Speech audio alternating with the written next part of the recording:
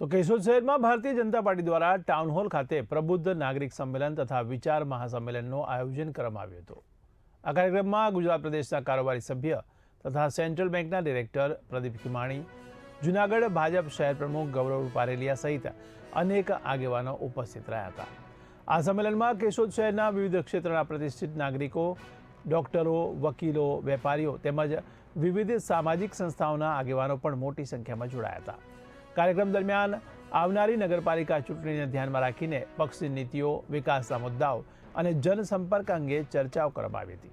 આ પહેલા ભાજપના તમામ વોર્ડના ઉમેદવારોએ પોતાના વિસ્તારમાં ઘરે ઘરે જઈને પ્રચાર પ્રસાર કર્યો હતો અને જનતા વચ્ચે જઈ તેમના કાર્ય અને વિકાસના મુદ્દાઓ રજૂ કર્યા હતા। આ તમામ પ્રચાર અભિયાન પૂર્ણ થયા બાદ પ્રબુદ્ધ નાગરિકો સાથે સંવાદ સાધવા માટે આ સંમેલન યોજાયું હતું। કાર્યક્રમ દરમિયાન આગેવાનો દ્વારા ભાજપ સરકારના વિકાસ કાર્યો, જનહિતની યોજનાઓ અને આગામી આયોજન અંગેની માહિતી આપવામાં આવી હતી।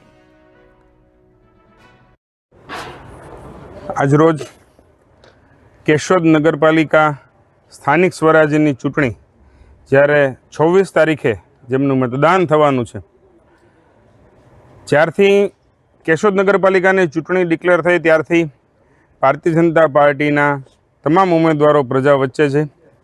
પોતાનો પરિચય પત્રિકા આપી, પોતાના અલગ અલગ કાર્યક્રમો કર્યા, લોકસંપર્ક પૂરો કર્યો।